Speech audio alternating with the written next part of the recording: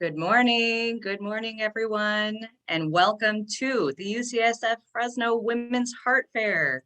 We're so happy you could be here with us today. Dr. Danielle is going to go into how many times we've been doing this event. For me, it's been a few, but she's been doing it for many more years than I have. But we're happy that you could join us here today for the 2022 version. Virtual again, we're hoping in person again next year. Fingers crossed, we're getting close, everyone. Just hang in there. We're going to be together again, hopefully next year. And you can see me wearing my vintage UCSF Fresno Women's Heart Fair t-shirt. So get ready for that. But we're excited to have you today. We're going to be doing a number of heart health lectures. We're doing a yoga class. We're doing a meditation class. So it's going to be a wonderful and stress-free day, right, Dr. Daniele? We're going to be having a great time, low stress, all fun. So thank you so much for being here.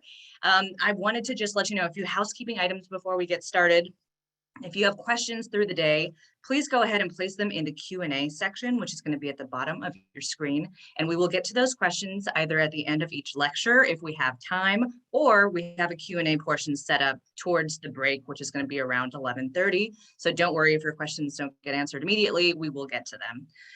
Let's see, anything else? I'm going to put a couple of links into the chat in a moment. That's going to be for our brochure. The brochure has the agenda for the day. It has a number of different kind of at-home health tips that you can utilize, some information about our speakers. So take a look at that.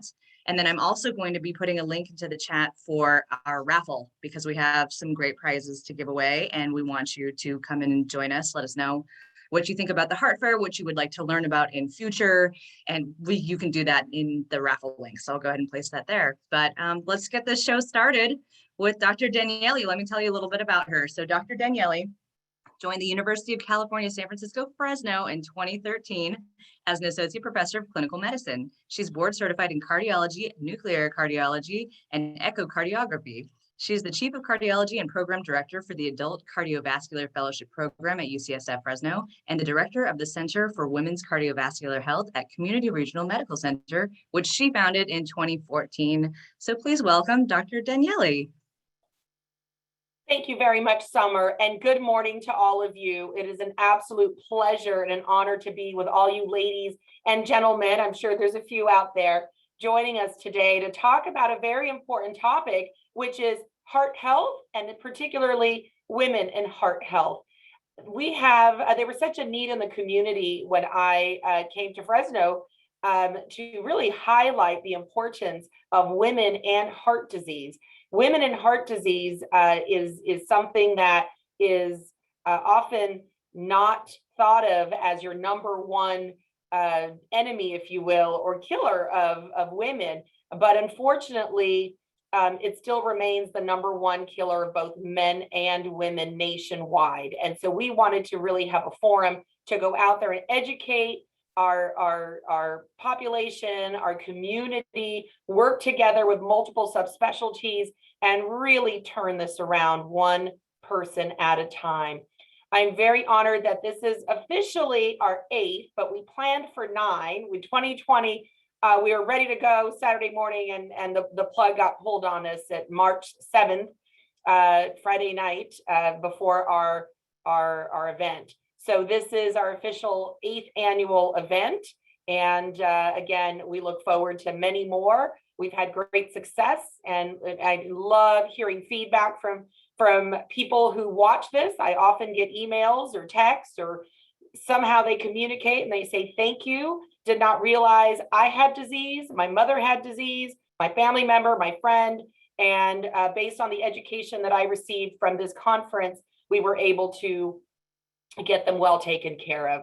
So thanks again. It should be a fantastic layout. We have wonderful speakers today. And with that, I will start.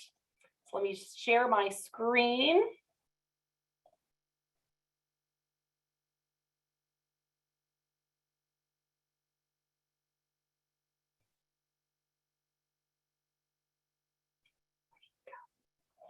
Okay, so I am going to start. You can see my screen. Women and heart disease, and we're going to focus particularly on how stress affects the heart.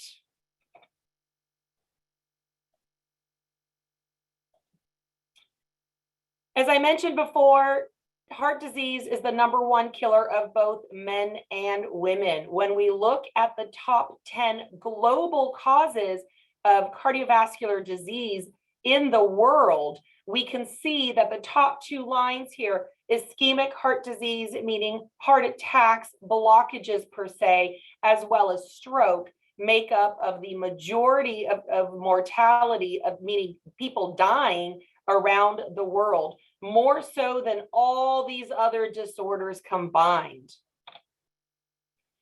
To keep this into perspective, when it comes to our nation, our United States, 1 out of 3 ladies will, 1 out of 3 people, and especially 1 out of 3 ladies will die from a cardiovascular disease event. Let that soak in a little bit, because if there's more than one female around you, namely 3, one of those 3, chances are, will die from a cardiovascular related event. And so it is absolutely important to know our risk factors, know what we're dealing with, seek care when needed, and turn this around. When we look at the proportion of, this is all heart disease, of people dying from heart disease here. The majority here in this blue pie area, almost 50% are dying from blockages and heart attacks. The next here, about 18% are ischemic stroke. And then you have all other sorts of cardiovascular disease, from hypertension, from atrial fibrillation, from peripheral arterial disease, meaning blockages in the arms and legs and aorta and so forth. Let's look at California. I know some of you are from out of state, but we're going to look at California for our local population here. When we look at the state of California and look at heart disease rates, the darker the red, the higher the mortality. Here's Fresno County, Madera, Tulare, Kern County, Stanislaus. Here in the Central Valley, we are the hardest hit in the state. It does go down to the Inland Empire. When we look at heart disease rates in men compared to women, let's look at Fresno County. Men are affected, but you can see the dark red with the women. So women are definitely affected more throughout the state than men, but nonetheless, it is affecting both our men and women to a significant degree. Let's look at by race and ethnicity. We have our Hispanics, high hit, whites, Caucasian, high hit, African American, hard hit. So this is not isolating one ethnic group. This is across the board here in our Central Valley, as well as the state of California. When it comes to strokes, you can see the darker the purple, the hardest hit. And you can see that Fresno County, Madera here, the darker purple, we are the hardest hit in the state. There are some outliers here up north and a little bit here on the coast, but we're the hardest hit in the state. So who does this affect? It affects you. It affects your family. It affects your loved ones. It affects your neighbors. And so this is something that I want to stress to you, the importance of the prevalence. And no one hides from this. Certainly as we get older, the prevalence is higher. But I will tell you, we have patients in their teens that we treat with cardiovascular disease, depending on their risk factors. So no one is safe here. I want to just we're going to go through these slides really quickly, but I just wanted to show you briefly by county, what is happening here by county. And if you look here, I don't know if you can see this line very well, it's gray. This is the state, the average state rate. This is the national rate. And here you have all different races and ethnicities. And you can see in Fresno County, we exceed the state and the national average for cardiovascular disease and stroke. When it comes to Madera County, same thing, we exceed. When it comes to Tulare County, exceed. So I hope you're getting the message here. When you're looking at Merced County, once again, we exceed. And if you could tell here, the African American population is really hit hard through all of these communities, which is really driving our population as a whole here. Kern County, same thing. Look at our African American counterparts. Stanislaus County, I think you get the message. It's prevalent in our community. So how are we doing? How are we doing as a nation here? Let's step back, because a lot of you are from out of state. Let's take a step back. How are we doing as a nation? So the American Heart Association put out a graph, puts it out every 10 years or so. And you can see here, there's a blue line and a red line. And the blue line is men, and the red line is women. You could start here from early 70s, right? The early 70s is when this data was collected in order to be published in 79, all the way till about 2011. Okay, the newest one hasn't been printed out yet. And you can see the higher these numbers, the more deaths that are occurring. And so early in the early 2000s, we used to still think that this was a man's type of disease, right? Your husband is headed for a heart attack. There was a wonderful, front page spread on multiple magazines that said, "Is your husband heading for a heart attack?" And all along, women were the ones that were dying even more so than our male counterparts. And it wasn't until these studies were published that said, wait a second, what's happening? 1 in 3 ladies are dying from cardiovascular disease. And as you can see here, the rates were going down for men. For women, they kept climbing. And that's because we did not have awareness that this was affecting our women as much as our men. It was a lack of understanding of the nature of the disease. And because the testing that is often used, even today, is really focused on looking at a particular disease pattern that is most likely affected in our male counterparts, women towards the end, but the women early on presenting were just misdiagnosed. And so it wasn't until this study came out that people said, wait a second, we need to do something. And so the focus really with the American Heart Association, namely, was to go out. You guys have all heard of the Go Red for Women movement. That is what that was all about. It was going out and educating our women and our providers to say, hey, let's take care of these people. And I'm happy to say that with community outreach, further education, understanding our disease, you can see that our trends are decreasing. We're making strides here.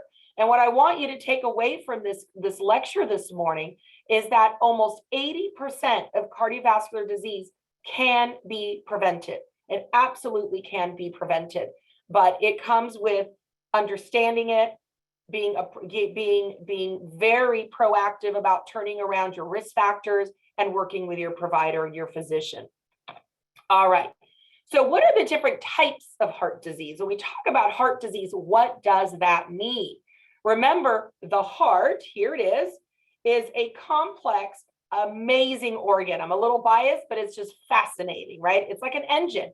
It has a pump, which is our muscle part that squeezes. We have an electrical system. We have valves to allow blood going from one place to the other. And things can happen to any part of that organ, anything. So congestive heart failure, you may yourself have this or know someone who has this. There's different forms of it. There's weakness of the heart muscle, stiffness of the heart muscle, different reasons for it. And Dr. Lynn will talk to us about stiffness and the importance of relaxation of that heart muscle to follow.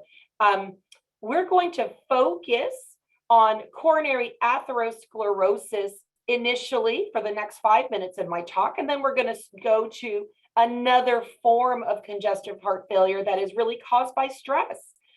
And then Dr.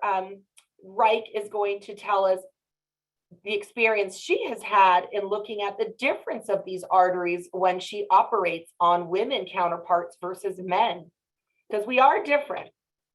Okay, so just a few anatomic slides. This is an artery. So let me go back one. You take one of these arteries, you cut it this way, and you look down the tube, okay? It's like you're looking down a garden hose. This is where the water flows, the white part, or the blood. These are layers of muscle, and this is what it should look like. Over time, when you have buildup and buildup of cholesterol, because that is what causes our plaque, it's cholesterol buildup, we actually, this is the inside, this is that big white hole, it should be all the way down here. But you can see it has been replaced. It has been replaced with cholesterol buildup. And what happens over time is this buildup can continue to encroach on this hole where there's not very much passage of blood flow, and therefore you get pain because you can't get enough blood flow to the heart muscle. Remember, this muscle, this heart, needs oxygen in order to get energy, right? And the way it gets it is by blood feeding into it. And these arteries here, called the coronary arteries, they're called epicardial arteries, they have branches and they feed our heart muscle. Without them, that heart muscle can't get enough blood supply and therefore dies, where that's a heart attack. Now, this is a little technical, but I think it's important to understand there's different kinds of plaque. Okay, so we're talking about cholesterol buildup. There's different kinds. You guys have all have heard of the 40-year-old person who had one heart attack and died from it. And then we've all heard of the 75-year-old who's living off 90% blockages of all his arteries and is done just fine. What's the difference here? The difference is we have an unstable plaque and we have a stable plaque. And really the difference here, without getting too technical, is inflammation. And I think inflammation is the common thread that you all need to be thinking about when it comes to risk factors for blockages. An unstable plaque, meaning it's prone to rupturing. It's friable, it's always irritated, and it can rupture. And that has a lot of inflammatory cells, things that cause inflammation. A stable plaque doesn't really have inflammation. It's stable. It has a thick layer on it. The plaque is protected, and you live until this thing becomes very, very blocked, and then you have different symptoms, but you don't necessarily rupture like that and have a heart attack. So a little different. So what happens when you have a heart attack? Remember here, if you remember this slide here, on the inside layer here, there is skin. It's literally skin, just like the skin on the top of your hand. Well, skin doesn't have a brain. It has no idea where it is. Skin's job is to protect us. And if there's a break in it, let's say, for instance, you get a cut on your finger, what happens? You start bleeding. And the body and the skin says, oh no, there's a break. I've got to get my platelets to come there and stop this bleeding so my body doesn't bleed to death, right? And it causes a scab, what you guys have known as a scab, right? So if this bleeding happens on the inside of a blood vessel like this, because the surface breaks for some reason, a lot of times it's inflammation. There's risk factors for it. And I'm going to go over those risk factors. Then it tells our platelets, let's make a blood clot, stop the bleeding. And then what happens? Here's your blood clot, but then blood can't go through, can it? And now you have a complete blockage, no blood is going through, and the heart muscle dies. So that's what that's all about. So how are men and women different in that regard? Well, here is, remember this, we were looking down the barrel of a garden hose. Now turn it around, make it long, cut through it, right? So this is the wall that we were looking at. Here's the garden hose all the way down, or the blood vessel. Here are the layers that we were talking about. And here's the cholesterol buildup. Okay, this is normal. And then as it gets worse and worse, the buildup gets worse and the hole gets smaller. Okay. Women actually start having symptoms at this stage, and younger men. A lot of the older men and women, but a lot of the older men or middle-aged men will not have symptoms here. They'll have symptoms here. Okay. And our testing, you guys have had stress testing done or angiograms and so forth. They're really, really good at picking up disease states right here. where you have a 70, 80% blockage. They're not great at picking this up here. And what causes that? What causes the plaque production that is accumulating? All this yellow stuff here is all cholesterol buildup. What exactly is causing that? Well, remember, you cannot hide from genetics. Genetics are gifts of our parents. Don't blame your parents for this, but genetics that's the way it is.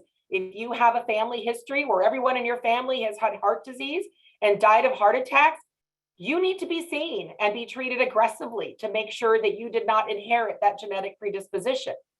Other things, hypertension, high cholesterol, obesity, postmenopause, right? Especially that central obesity are ladies that are more apple-shaped, right? And diabetes will cause that accumulation of weight, of fat, if you will, around the midsection. That is a really big risk factor for diabetes and heart disease. Smoking, and the other thing is autoimmune diseases, right? We finally have recognized in the last 5 years that autoimmune diseases such as lupus, rheumatoid arthritis, ulcerative colitis, this causes inflammation. Remember, I said inflammation is key. The inflammation is what's causing the inappropriate buildup, if you will, of cholesterol within the arteries. And I have a lot of my women and men tell me, well, why can't we give me some liquid plumber or something, put it down my arteries and clean it out? You can't clean it out because remember, it's in the layers, it's trapped. Okay. Once it's there, if that gets disrupted, this skin system gets disrupted, you will have a heart attack. So you don't want to disrupt that. All right. So I talked about an angiogram. I want to show you the angiogram. If you've ever heard of an angiogram, it's basically a procedure that we do where we take a catheter, put it into the artery, either of the groin, of the wrist, there's different ways of doing it. And we put it in the arteries of the heart. And then we put contrast in there. Well, this is how it lights up, right? And you can see here, they're all opened up. They all look good and plump, right? When there's a blockage, a major blockage, you can see that there's a narrowing in here. We don't see that. So this particular woman will be told, you have no disease. I don't know what your chest pain's about, but you have no disease. When in reality, we can actually take a little ultrasound probe, put it down in here. And this is kind of a cross section, kind of cutting these slices, looking inside. Here's the little ultrasound. And this little crescent shaped structure here, you can see that here and here and here. This is a normal artery. This is plaque. That's cholesterol buildup that doesn't belong there. So my point is, for years, women have come in with symptoms, have had even as much as angiograms done, and been told, there's nothing going on. Your arteries are fine. It must be stress or reflux or something else. When lo and behold, we have cholesterol buildup and we're sensitive to the fact that we actually have pain early on. And we then get discovered 10 years down the road when at this point we need Dr. Reich to help us out and do open heart surgery when a lot of this could have been prevented. So we talk about the arteries on the top of the heart muscle, correct? The big arteries, the epicardial vessels. And that's just the tip of the iceberg. Well, this is what we were talking about. This is the angiogram. Remember the big arteries. What we actually do not see on angiogram is what is on the right. And you can see the tangled mess, the web, like a Christmas lights when you unpack them the next year. It's a tangled mess of tiny, tiny, tiny little blood vessels. And what we know now is that disease does not just start in the big arteries here. It actually starts in these tiny little blood vessels. And these tiny little blood vessels can spasm inappropriately and actually cause chest pain to happen. So summary. We talked about here atherosclerosis, which is that plaque buildup in the big arteries. Okay, this slide basically shows us excuse me, the types, like what can happen to your artery. There's 4 things that can happen to your artery. Number 1, plaque buildup, right? We talked about the stable plaque. We talked about the vulnerable plaque, the unstable plaque causing heart attacks. The big arteries can spasm. Okay, so some people watching may have been diagnosed with spasm of the big arteries that causes pain. You can crack an artery, you can dissect it for different reasons, and that's also most common in women. And the last one here that I want to focus on is microvascular dysfunction. Remember that slide right here. These little arteries, that is the microvasculature, the tiny blood vessels. They become dysfunctional. And what I mean by dysfunctional is they don't know when to stop constricting. And when you constrict, you don't get enough blood supply and you have pain. And what happens, a potential cause of severe constriction of these blood vessels is something called broken heart syndrome or Takotsubo cardiomyopathy. And it literally, it's mostly seen in women, and it is something that is related to stress. So if you can see here, it can be caused by emotional or physical stress. And the stress level goes to the hypothalamus and the pituitary and the brain, and it's really overloading the system because of constant either emotional, we're going to talk about that, or physical stress. And that gives off what we think is a catecholamine release, which are stress hormones, right? And the stress hormones actually cause these tiny little blood vessels to spasm inappropriately. And what could happen is it damages your heart muscle. Okay, you can see here, this is the muscle, this is the heart muscle, and it has a particular football shape. And this one here, it looks like someone took a little band and put a band on it, right? And it's constricting. This part is moving just fine. It's the rest of it that just kind of balloons out and is overloaded with either constriction of these little tiny blood vessels, which is what we believe is happening now, with a combination of that excess stress hormone that causes the heart muscle to weaken. I apologize, the slide looks a little fuzzy right now. So again, some kind of physical or emotional stress, catecholamine release that can cause this microvascular stunning phenomenon and causes just weakness of that overall heart muscle. This is what a normal heart muscle looks like. Okay, this is the heart, this is the right side of the heart, this is the left side of the heart. This is the shape. This is our heart muscle on the inside. This is where the blood is.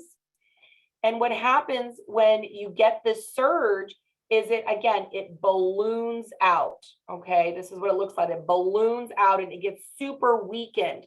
This is a cause of systolic congestive heart failure, or heart failure with reduced ejection fraction. There's many words for this. And if some of you have heard of ejection fraction, the number we give you of the contraction of your heart muscle, everything just really stops and weakens. And why do they call it Takotsubo cardiomyopathy? Takotsubo is actually a Japanese for an octopus trap. That's what it looks like. And it was first described in Japan. And so they have named this, but it's very interesting. This is what the trap looks like. And this is what your heart looks like when only the top of it is squeezing and everything else is not. So what are some stressors that can cause this? Anything. If all of a sudden your blood pressure drops, some people that are very, very susceptible because this is not a matter of dropping one time. This is dropped because you're very, very ill. You're septic, you've had an infection, your body is really stressed out with this medical severe illness going on. It could cause it. Any kind of severe illness, a medical procedure, severe pain. I mean, we've seen in patients severe pain domestic violence, emotional distress, an asthmatic attack, someone receiving bad news, right? If we all remember, oh goodness, her name escapes me, but I'll remember. But we had an actress and her mother die a few years ago when they thought the mother died from broken heart syndrome or Takotsubo as a result of getting the news of her daughter dying. So unexpected loss, illness, injury, financial loss, a fierce argument, right? And it doesn't have to always go to Takotsubo, doesn't always have to go that far. Most of the people will show up with pain. They come in and they say, every time I'm in a heated argument, I get this pain, right? And that is heart disease. That is not blockage, that is spasming of your tiny blood vessels. Fear, some people public speaking. Hopefully none of our speakers today are that worried about this. A sudden surprise. I mean, the list goes on and on and on, but it's really the stress that causes this. So this is kind of a slide to summarize. Let's talk about some of this stress, right? What does stress do to our body? What does it do? Everything. Stress leads to, you're stressed out, and there's different kinds of stressors, but let's look at your daily life, for instance. Because you're stressed out and you've got to get to work and you've got children and you've got a million things juggling because you're the typical woman, and men have this problem too, but a lot of times it's the women who are the caretakers and bear the brunt of this. They don't exercise because the first thing they do is cut out something that they think they don't need, right? And the exercise is cut out. They smoke. Some people reverse to smoking as a stress relief.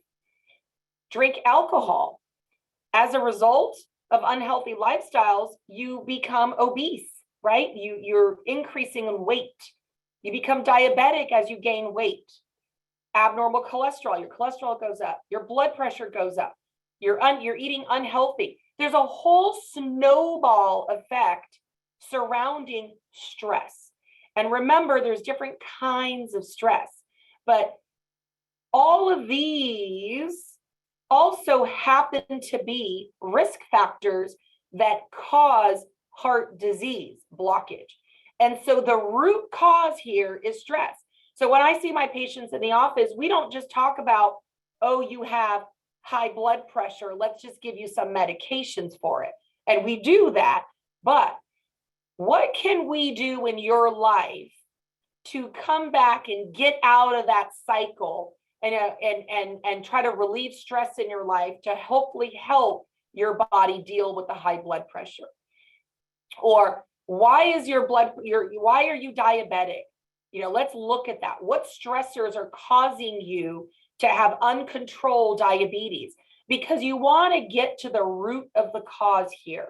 Or else you can imagine you could be taking a pill for everything on this circle here, okay? Ladies, remember, you cannot pour from an empty cup, okay? You have to take care of yourself. I am guilty as sin on many days, but you have to remember that we are role models. We have to take care of our counterparts. And if we are not charged and ready to go, we can't take care of everybody else. And so it's really important. There's different types of, you have to think about self-care. I mean, we've had a horrific 2 years, and it continues to some degree with the stressors in our community and worldwide. And you have to remember there's a lot of reasons to have stress. All these here are self-care, but these also are individually stressors, right? Work can be causing you undue stress, your social, your financial situation. But so when you think about stress, you need to hit on every single one of these. And I'm not going to go into this because that is going to be Dr. Diamond's discussion later on. But we have to remember self-care can come in many different forms, right? And one of the things, of course, I'm guilty of sin in is saying no, right? Know your limits and don't feel guilty. Do not feel guilty. Self-care is not selfish. It is vital to our health, to our emotional, our physical, our mental health. And if we don't start taking care of ourselves and really focusing on our cardiovascular health, we will continue to be a statistic.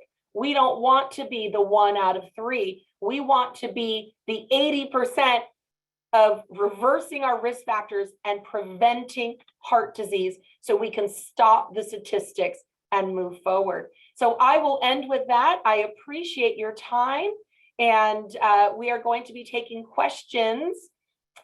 We will start taking questions during our question answer session to put them in the chat.